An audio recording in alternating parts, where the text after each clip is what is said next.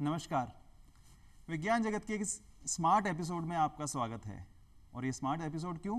क्योंकि आज हम बात करेंगे स्मार्टनेस की। आज की दुनिया स्मार्ट होती जा रही है। हमारे मोबाइल फ़ोन्स स्मार्ट हैं, हमारी वॉशिंग मशीन स्मार्ट है, हमारे इलेक्ट्रिक बल्ब्स स्मार्ट हैं, हमारी किचन्स स्मार्ट हैं और अब तो स्मार्ट होम्स बनने लग गए हैं। तो चारों तरफ जब इतनी स्मार्टनेस है तो क्यों ना एक एपिसोड स्मार्टनेस पे किया जाए। और स्मार्टनेस जो दुनिया में फैली हुई है, जो दुनिया में इतनी स्मार्टनेस आ रही है, उसके पीछे साइंस का बहुत बड़ा योगदान है। आर्टिफिशियल इंटेलिजेंस एक ऐसी टेक्नोलॉजी है जिसने बहुत बड़ा रोल प्ले किया है चीज़ों को, डिवाइसेस को, दुनिया को स्मार्ट बनाने में। तो इस विषय पर बात करने के लिए आज हमारे साथ हैं एक स्मार्ट से गेस्ट, यश तायल। स्वागत करें हमारे गेस्ट का। यश के बारे में अगर मैं बताऊं तो यश बिट्स पिलानी से पास आउट हैं और काफ़ी लंबे समय तक आपने आईटी सेक्टर में काम किया है और अभी एक कंपनी में डायरेक्टर के पद पे आप आसीन हैं। तो यश, आपका बहुत बहुत स्वागत है। Thank you. तो आज हम स्मार्टनेस की बात करेंगे, आज हम आर्टिफिशियल इंटेलिजेंस की बात करेंगे। आर्टिफिशियल इंटेलिजेंस जहाँ तक मैं समझता हूँ, जैसे आम आदमी समझता है कि कुछ ऐसी चीज़ है जिसके कारण हमारी डिवाइसेस स्मार्ट बन रहे हैं, जो ज़्यादा अच्छे से हमको समझ सकते हैं, हमारे साथ इंटरेक्ट कर सकते हैं। लेकिन एक्चुअली क्या होता है आर्टिफिशियल इंटेलिजेंस? इसकी ब्रॉडर एग्जैक्ट डेफिनेशन क्या होती है? इसको कैसे समझाएंगे आप? तो यदि मैं इसको सरल भाषा में समझाना चाहूँ राज, तो आर्टिफिशियल इंटेलिजेंस दो शब्दों से बना है, आर्टिफिशियल और इंटेलिजेंस। कोई भी चीज़ जब हमें भगवान देता है या हमें प्रकृति से मिलती है, उसे हम नेचुरल बोलते हैं। जब उसको इंसान ज़मीन पर बनाता है, उसे हम आर्टिफिशियल या मैन मेड बोलते हैं। अब ऐसे कुछ कई सारे एग्जाम्पल आपने लिए हैं, जैसे वॉशिंग मशीन, फ्रिज और कार। ओके, ये सब आर्टिफिशियल मशीन्स हैं जो हमने यहाँ पर बनाई हैं। क्या ये स्मार्ट हैं? अभी इस स्टेज पे बन रही हैं।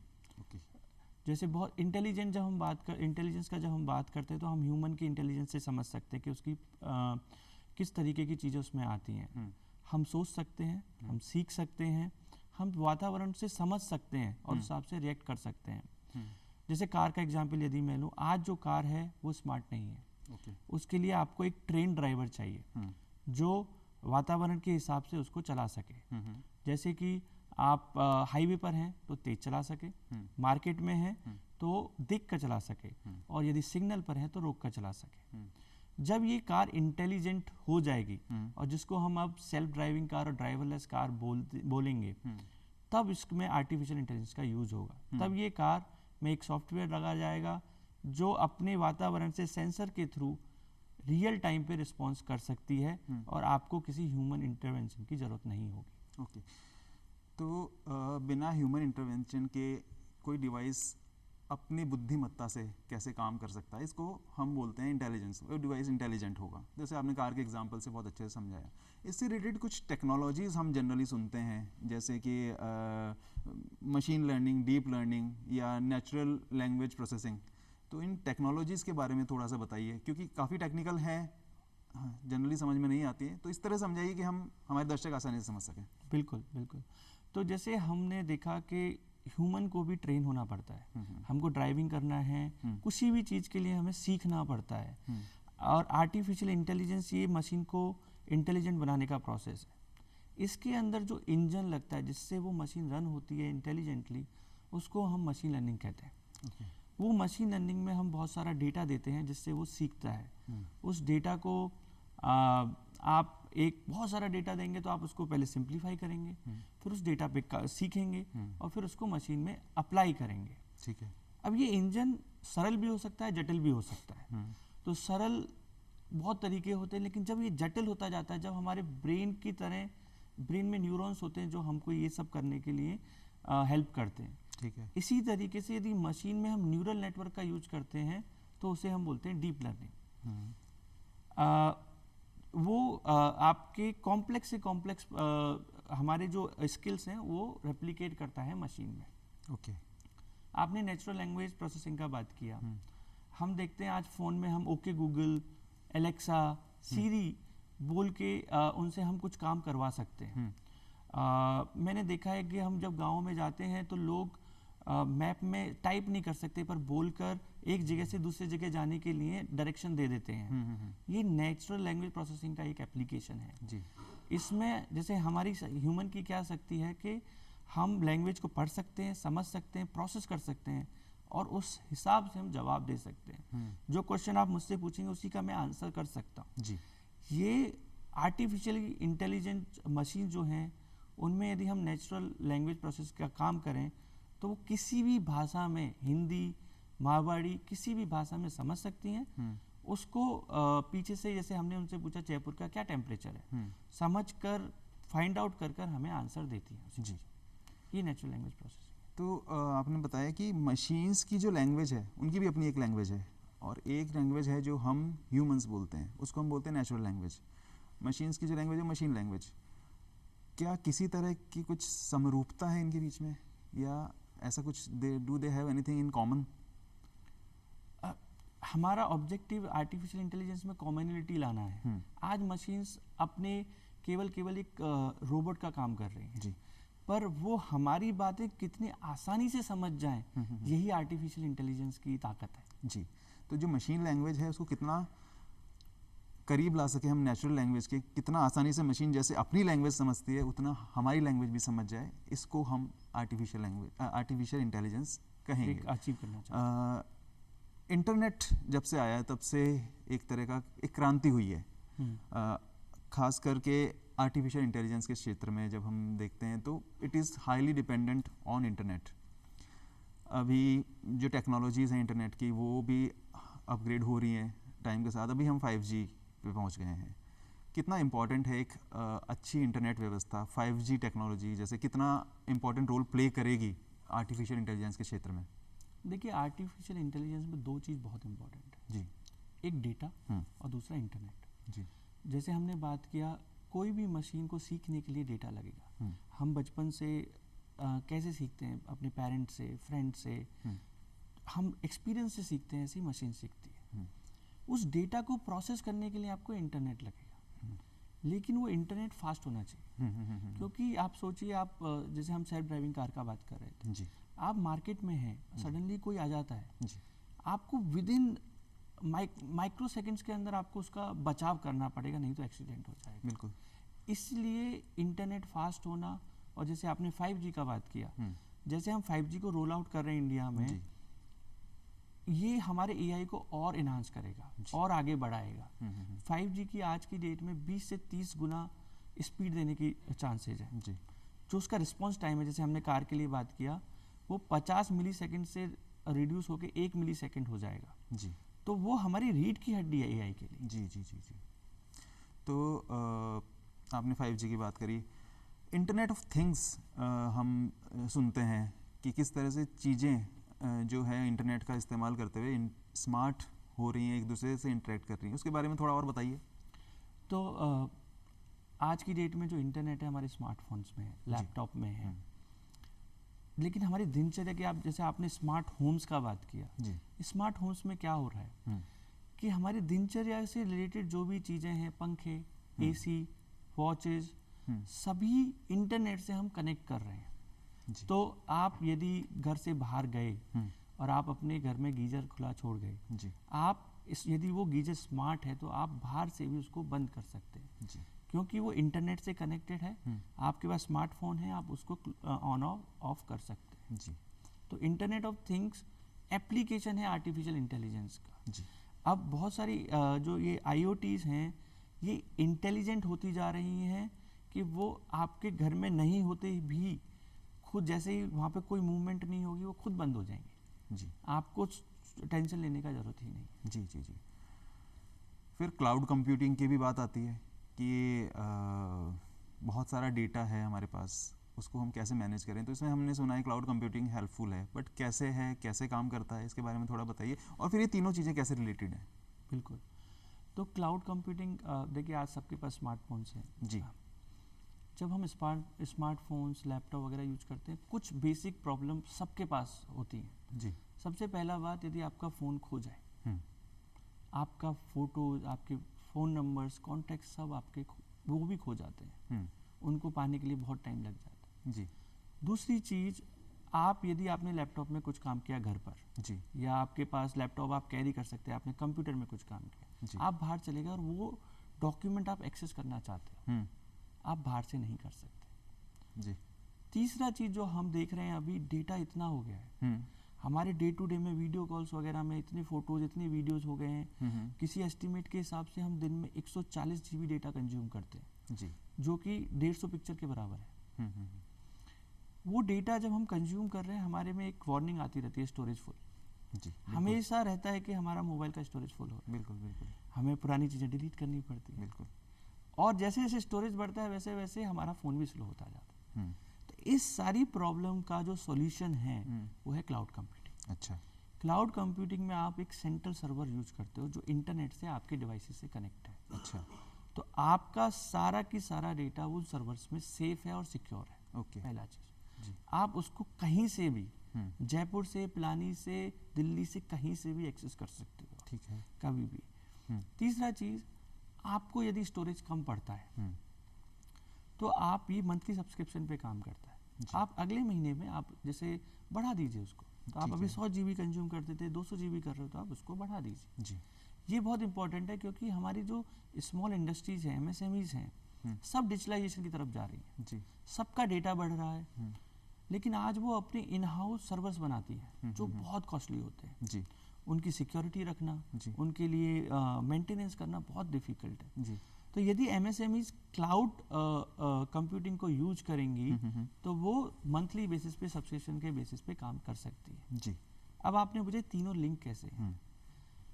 5G हमने डिस्कस किया, उसमें AI बैकबोन, AI का बैकबोन 5G इंटरनेट है। जी IoT के अंदर AI यूज होता है, और ये सब जो डेटा गैदर कर रहे हैं हम, उसको सेफ और सिक्योर क्लाउड कंप्यूटिंग बना रहे हैं। ओके तो ये सब इकोसिस्टम है AI का, जी जो साथ में डेवलप होगा तो देश विकास करेगा। Okay definitely. आर्टिफिशियल इंटेलिजेंस के बारे में जब इतनी बात कर रहे हैं, कुछ स्पेसिफिक यूजेस इसके बताइए, कुछ इंपॉर्टेंट यूजेस जो हम देख रहे हैं, आने वाले टाइम में देखने को मिलेंगे, किस तरह से हमारी दुनिया को बदल रहा है या बदल जाएगी, इसके बारे में थोड़ा बताइए। बिल्कुल। तो सबसे पहले हम अपने किसान भाइयों के लिए AI का कैसे यूज कर सकते हैं। आज हमारे सरकार सॉइल हेल्थ कार्ड देती है जी, उसमें हम 12 न्यूट्रिएंट्स के बारे में जानकारी देते हैं कि इस एरिया की ये सॉइल, इसमें ये न्यूट्रिएंट्स हैं, ये न्यूट्रिएंट्स की कमी है, तो आप उस हिसाब से फर्टिलाइजर का यूज करते हैं जी। लेकिन सॉइल हेल्थ कार्ड को AI की मदद से और अपग्रेड किया जा सकता है। हर खेत के अंदर कितना मॉइस्चर है जी, विंड की स्पीड कितनी है, कौन से पिछली फसल कौन सी थी जिसके हम न्यूट्रिएंट्स को यूज कर सकते हैं। AI उसको सबको इवेल्युएट कर कर आपको एक मैसेज देगा कि आप ये वाली फसल उगाइए, ठीक है। इस वाली फसल के उगाने से आपको इतना फायदा होगा, इतनी ईल्ड आएगी, यदि ये वाली फसल उगाएंगे तो इतना फायदा होगा, इतनी ईल्ड आएगी। ओके, इतना भी बता देगा कि इतना इतनी यील्ड आएगी। हाँ, तो वो किसान को पढ़कर समझने की जरूरत नहीं है, वो सीधा आंसर दे देगी आपको। ओके, तो उससे किसान की प्रोडक्टिविटी बढ़ सकती है, हमारे देश में ग्रामीण लोगों का विकास हो सकता है। जी जी जी। आप स्वास्थ्य के केंद्र में आइए। स्वास्थ्य में आप देख रहे दिन पे दिन हार्ट अटैक की न्यूज़ बढ़ती जा रही है बहुत ज़्यादा, और स्पेशली कोविड के बाद। तो ये वियरेबल वॉचेज आती हैं जिसमें हार्ट की रिदम का ध्यान रखती हैं। अच्छा, थोड़ा भी हार्ट की रिदम चेंज हुआ, वो AI की मदद से पास में हॉस्पिटल कौन सा है, आपका इमरजेंसी कॉन्टैक्ट कौन सा है, पास में एम्बुलेंस कौन सी अवेलेबल है, जी, उन सबको मैसेज भेजती है, फ़ोन करती है, अच्छा, और आपका डेटा भी भेज देती है डॉक्टर को। ओके, उससे क्या होता है, डॉक्टर प्रिपेयर होके आता है, इक्विपमेंट वो लेके आता है जो उसको उससे जरूरत है। जी जी जी, तो आप सोचिए कितना जीवन इससे बच सकते हैं हमारे। बिल्कुल। जो रात में आदमी सो जाता है और भूल जाता है, जी, वो अपने आप सारा काम कर ले। ये भी सुना है कई बार कि लोगों को नींद में हार्ट अटैक आ गए और कुछ भी पता ही नहीं पड़ा, सुबह उठ के देखा तो द पर्सन इज नो मोर। ऐसे केस में वो घड़ी जो है वो आपकी जान, अनकॉन्शियस आदमी के लिए भी वो जान बचा सकती है। है। बिल्कुल बिल्कुल। फटाफट से। और मैं आपको एक बहुत अच्छे एग्जाम्पल देता हूँ लॉ इन्फोर्समेंट के लिए। जी, सूरत में फेस रिकग्निशन सॉफ्टवेयर लगाया गया है, वो भीड़ में भी क्रिमिनल्स को पहचान लेता है। अच्छा, ऐसा सूरत पुलिस का मानना है कि उस सॉफ्टवेयर की वजह से 27% क्राइम रेट कम हुआ है। तो Wonderful. और आप देखिए बहुत सारे हम न्यूज़ सुनते हैं, आज कैमरा हम लगाते हैं स्ट्रीट्स में फॉर सेफ्टी, बट वो कैमरा केवल रिकॉर्ड करते हैं, जी। वो स्मार्ट नहीं है। हम्म। यदि वो स्मार्ट हों और सारी मूवमेंट्स को कैप्चर करके उनमें वो फिल्टर करें जो खतरे वाली है, जी। कहीं आग लगी है, कोई चोरी करके ले जा रहा है, या कोई एक्सीडेंट हो रहा है वहाँ पे, यदि उसको फिल्टर करके उस समय पे वो पुलिस के पास एक सायरन पहुंचा दे, तो हमारे देश में कितना बच सकते हैं, क्राइम रेट बहुत कम हो जाएगा। बहुत कम हो जाएगा। बिल्कुल बिल्कुल। तो एआई एक माध्यम है जो आप सभी इंडस्ट्री में यूज कर सकते हैं। जैसे हम डिजिटलाइजेशन को हर इंडस्ट्री में यूज करते हैं, ऐसे एआई को हम हर जगह यूज कर सकते हैं। आपने सबसे पहले किसान का एग्जांपल दिया, पर जब हम एआई जैसी चीज़ों की बात करते हैं, हमें लगता है बड़ी डिफ़िकल्ट सी टेक्नोलॉजीज़ हैं और इनका एक्सेस भी कुछ क्लास लोगों को होगा, हर इंसान के पास। क्या सच में ये प्रैक्टिकल है कि किसान के पास उन्नत लेटेस्ट टेक्नोलॉजी होगी, या क्या ये जैसे एक आम परसेप्शन है कि बहुत महंगी चीज़ें होंगी या बहुत महंगी टेक्नोलॉजी है, क्या ऐसा है या इसके उलट ये सबके लिए एक्सेसिबल है? देखिए, कोई भी तकनीक जब आती है तो उसमें रिसर्च लगी होती है, वो थोड़ी महंगी होती है और वो केवल कुछ ही लोगों को एक्सेस होती है, जैसे स्पेस में होती है, डिफेंस में होती है, बट समय के साथ वो सबके पास आ जाती है। एंड इसमें एक कंप्यूटर साइंस का एक मूर लॉज करके है, वो कहता है कि हर 2 साल के अंदर कंप्यूटर की पावर 2 गुना होगी जी, और कॉस्ट हाफ हो जाएगी। अच्छा। अब मैं कहता हूँ कि आप पहला लास्ट 2 साल उठा के देखिए, ये 2 साल भी नहीं रहा है, हर 6 महीने में कंप्यूटर की पावर डबल हो रही है, हर नया वर्जन मोबाइल का डबल पावर के साथ आता है। बिल्कुल। और उसकी कॉस्ट कम हो रही है। जी बिल्कुल बिल्कुल। स्मार्टफोन ने एक चीज प्रूव की है कि टेक्नोलॉजी गांव तक जा सकती है जी, एक्सेसिबल सब लोगों को हो सकती है जी। और जैसे हमने नेचुरल लैंग्वेज प्रोसेसिंग का बात किया, हर लैंग्वेज में ये अवेलेबल हो सकती है। तो ऐसा नहीं है कि इंग्लिश लोग, जिनको इंग्लिश आती है वही लोग सीख सकते हैं जी, सब लोग इसको सीख सकते हैं जी, और सब लोग इसको यूज कर सकते हैं जी। तो ये डेफिनेटली इसको एक रिवॉल्यूशन कहा जाएगा कि मासिस के लिए इसने एक नई दुनिया खोल दी है। बिल्कुल। मुझे ध्यान है जब हम बचपन में हम छोटे थे, हमारे पेरेंट्स जब मोबाइल फ़ोन यूज़ करते थे तो आपके पास कॉल आता था, उसका भी बिल आपको पे करना पड़ता था। उससे अब हम यहाँ तक पहुँचे कि इतनी बहुत छोटे से अमाउंट में हम हाई स्पीड इंटरनेट के साथ अपने मोबाइल डिवाइसेस को यूज़ कर पा रहे हैं। तो डेफिनेटली आम आदमी के पास टेक्नोलॉजी बहुत अच्छे तरीके से पेनिट्रेट हुई है, पहुंची है। आपने अच्छे एग्जांपल से समझाया। अच्छा, जब हम इतने सारे डिवाइसेस यूज़ कर रहे हैं, डिवाइसेस जो हैं दे नीड एनर्जी, आपस में कनेक्टेड भी हैं इंटरनेट के थ्रू, इतनी मेगा अमाउंट ऑफ एनर्जी की सप्लाई कहाँ से होती है? देखिए, एनर्जी कंजम्पशन जब होता है जी, तो ये एक बहुत सकारात्मक चीज़ें हैं। आज के समय में यूएस में इंडिया के कंपेयर में 12 गुना एनर्जी कंज्यूम होता है। अच्छा। तो जैसे जैसे ज़्यादा एनर्जी होता है मतलब हम विकास की तरफ बढ़ रहे हैं। जी। हाँ, एआई से एनर्जी कंजम्पशन बढ़ेगा, उससे नहीं डरना है। जी। क्या चीज़ से करना है, क्या चीज़ हमें करनी है जो हमारी सरकार कर रही है कि हम एनर्जी का उत्पादन अपने प्रकृति के साथ कैसे कर सकते हैं। ओके। तो आज यदि आप देखेंगे तो हमारे पूरे एनर्जी कंजम्पशन में 40% रीन्यूएबल एनर्जी से आता है। अच्छा। और राजस्थान आप देखते हो, सन का, विंड का भरमार है यहाँ पर। यदि हम, और ये भारत सरकार, राजस्थान सरकार दोनों की तरफ से उद्देश्य है कि हम 2030 तक 50% रीन्यूएबल एनर्जी से निकालें। 170 गीगावाट अभी हम प्रोड्यूस कर रहे हैं रीन्यूएबल एनर्जी, और हमारी देश की पोटेंशियल है 1000 गीगावाट। ओके। तो यदि हम पूरी कैप्चर कर लेंगे उसको, तो हम 2070 तक, जो सरकार का उद्देश्य है, नेट जीरो कार्बन एमिशन के साथ एनर्जी प्रोड्यूस कर पाएंगे। जी। तो अगर हम ग्रीनर वर्जन्स ऑफ एनर्जी की पर स्विच करते हैं ज़्यादा से ज़्यादा, तो हम जो एनर्जी रिक्वायरमेंट है एआई की, उसको ज़्यादा बेटर तरीके से हैंडल कर पाएंगे। बिल्कुल, बहुत अच्छा पॉइंट बोला राजा आपने जी। आज की डेट में ट्रांसमिशन एंड डिस्ट्रीब्यूशन के समय पे एनर्जी में 20% लॉस होता है। बहुत बड़ा, बहुत अप्रोक्सीमेटली बोल रहा हूँ, मतलब it can be higher than that. Smart grid बन रहे हैं, अच्छा, स्मार्ट मीटर बन रहे हैं जी। आप सोचिए हमने वो 20% भी बचा लिया तो हमने कितना एआई से बचा लिया। बिल्कुल बिल्कुल बिल्कुल। तो यूटिलाइजेशन हमेशा उससे कम हो जाएगा। जी, बहुत अच्छा, बहुत अच्छी जानकारी आप दे रहे हैं। बट जब हम एआई की बात करते हैं तो बहुत सारे लोगों के कान खड़े हो जाते हैं, कंसर्न्स हैं, चैलेंजेस हैं। क्या एआई ह्यूमंस को ओवर पावर कर लेगा आने वाले टाइम में? ये बहुत डिबेटेबल टॉपिक है जी। लेकिन मेरा मानना है कि नहीं कर पाएगा। मेरा मानना है ह्यूमन रेस जो है उसने बहुत कुछ देखा है। आप अब इतिहास में जाइए, आप देखिए हमने महामारी के बाद महामारी को सरवाइव किया है। बहुत दूर मत जाइए, कोविड ही देख लीजिए। तो ह्यूमन ही उस एआई को बना रहा है, ह्यूमन ही डेटा उसको सप्लाई कर रहा है। जैसे जैसे एआई शक्तिशाली होगी और जो होनी भी चाहिए वही पर्पज है, वो हमारी हेल्प कर सके जी, हम भी शक्तिशाली होंगे। अच्छा, हम भी अपने आप को इवॉल्व करेंगे। जी, इवोल्यूशन एंड अडॉप्शन हमारी खून में है, ह्यूमन रेस के खून में है। जी, तो समय के साथ एआई 10 गुना होगी, हम 20 गुना होंगे। जी, तो मुझे नहीं लगता एआई हमको कभी हरा पाएगी। जी, तो हमें ये सब सोचे बिना एआई को हम अपना सहायक कैसे बना सकते हैं वो सोचना चाहिए, जी, एनिमी नहीं। जी, फ्रेंड कैसे बना सकते हैं। जी। पर कंसर्न्स तो रियल है ना बॉस। अभी आपने एग्जांपल दिया कि किस तरह से एक कार स्मार्टली काम करेगी तो आपको ड्राइवर की ज़रूरत नहीं होगी।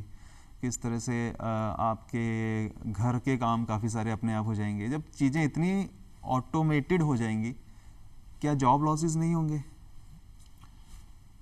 ये स्वाभाविक क्वेश्चन है जी, क्योंकि हमारा देश में जो पॉपुलेशन है वो अनस्किल्ड लेबर है। जी, और ये जो हम एआई के बारे में बात कर रहे हैं, हम बोल रहे हैं कि उस अनस्किल्ड को हम एआई से रिप्लेस कर लेंगे। जी, तो ये डर जो है वो स्वाभाविक है, बहुत कॉमन है। जी, वर्ल्ड इकोनॉमिक फोरम ने एक स्टडी किया है। जी, वो कहते हैं कि इसकी वजह से, एआई की वजह से 7.5 करोड़ जॉब जा सकती है, जी, लेकिन 13 करोड़ जॉब आएंगी।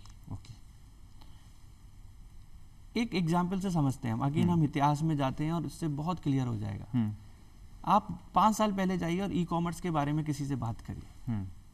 सबसे पहले डर क्या था? ई कॉमर्स, ये बड़ी बड़ी कंपनियां आके हमारे किराना स्टोर्स को खा जाएंगी। जी, और आज देखिए जब हम ये सब दौर से गुजर चुके, जो किराना स्टोर की दुकान अपनी गली में बेचा करती थी, आज वो पूरे देश में बेच रही है। जी, जी, जी, बिल्कुल। ये अपने डर था सॉफ्टवेयर हमारा। के थ्रू वो एक किराना स्टोर भी पूरे शहर में उसका एक्सेस है अब। पूरे शहर के लोग वहाँ से चीज़ मंगवा सकते हैं। बिल्कुल। और आप देखिए कैसे ये टेक्नोलॉजी हमें एम्पावर करती है। महिलाएं जो घर से बाहर नहीं निकल पा रही थी, जी, आज वो हैंडमेड चीज़ें बनाती हैं और वो विदेशों तक जाता है। जी, जी, जी, जिससे उन्होंने अपने जीवन को अपलिफ्ट किया है। तो तकनीक, नई तकनीक गलत ही होगी, अनएम्प्लॉयमेंट ही होगा, जरूरी नहीं है, पर शॉर्ट टर्म में कुछ इम्पैक्ट होगा। जी, उसके लिए हम, भारत सरकार बहुत सारी मुहिम चला रही है, कॉर्पोरेट्स भी आगे आ रहे हैं। जी, क्योंकि ये सिनर्जी है। लोगों को बहुत सारे काम नए आएंगे, उनका हम डिजिटलाइजेशन में देख रहे हैं सेम चीज। हम हर जगह देख रहे हैं कि जैसे कुछ काम खत्म होते हैं, नए काम भी आगे आते हैं। जी, जी, जी, तो बेफिक्र होके हमें ये टेक्नोलॉजी को आगे बढ़ाना चाहिए। जी, ये हमारी लाइफ को इजी करेगा, जी, ख़त्म नहीं करेगा। जी। अच्छा, आपने भारत सरकार की बात करी। क्या गवर्नमेंट अपने लेवल पे कोई ऐसे इनिशिएटिव्स ले रही है कि एआई को स्ट्रेंथन कर सके, एक एआई इकोसिस्टम बन सके? नीति आयोग का और सरकार का इस पे बहुत ध्यान है। जी, नीति आयोग का कहना है कि 2035 तक AIML की वजह से हमें 15% GDP में कंट्रीब्यूशन मिलेगा। अच्छा, अभी आप रिसेंट बजट का देखिए, माननीय वित्त मंत्री जी ने कहा है कि वो 3 centre of excellence of AI करेंगे। 100 लैब खोली जाएंगी जो 5G को यूज करके जो ऐसे एप्लीकेशन बनाएंगी जो स्वास्थ्य में, शिक्षा में, किसानों के लिए काम कर सके। इसके अलावा 5G तो रोल आउट हो ही रहा है जो कि AI को बढ़ावा देगा। लास्टली माननीय प्रधानमंत्री का सपना है स्मार्ट सिटीज़ बनाने का। जी, 100 स्मार्ट सिटीज़ हमारे देश में बनेंगी। जी, उस स्मार्ट सिटीज़ के अंदर कुछ नहीं बट IoT होगा। जी, आपके ट्रांसपोर्टेशन से लेके, सीवेज से लेके आपके इलेक्ट्रिसिटी, सब कुछ AI पावर्ड होगा। जी, जी, जी, तो मुझे लगता है सरकार इस टेक्नोलॉजी पे बहुत पॉजिटिव है और इसको अपने हमारे डेमोग्राफिक के हिसाब से बहुत स्ट्रांग मानती है। तो सरकार की तरफ से काफ़ी अच्छे प्रयास किए जा रहे हैं, पीपल फ्रेंडली प्रयास हैं। एक लास्ट में एक क्वेश्चन, एक टेक अवे कि हमारे दर्शक कैसे खुद को AI रेडी कर सकते हैं? बिल्कुल जी। तो मैं दर्शकों से एक रिक्वेस्ट करूंगा कि वो आज इंटरनेट सब जगह अवेलेबल है, बहुत सारी चीज़ें हमें फ्री में अवेलेबल हैं जी। नेशनल ओपन स्कूल है जो फ्री में कोर्सेज चलाता है या बहुत नॉमिनल सरकार का थोड़ा जल्दी से क्योंकि हमारा टाइम अब खत्म हो गया है। नेशनल ओपन स्कूल बहुत सारे 5 कोर्सेज चलाता है AI/ML पे जो बहुत ही नॉमिनल कॉस्ट पे अवेलेबल हैं, आपकी लैंग्वेज में अवेलेबल हैं जी। आप वो करिए, स्टैटिस्टिक्स और गणित का ध्यान रखिए जी। आप AI/ML इनेबल पावर्ड रहेंगे, अपडेटेड रहेंगे जी। तो एक अद्भुत टेक्नोलॉजी जिसने दुनिया बदल के रख दी है और आने वाले टाइम में बदल देगी, हमें इसका स्वागत करना है, हमें इसके साथ जीना है और इसका यूज़ करते हुए अपनी ज़िंदगी को बेहतर बनाना है।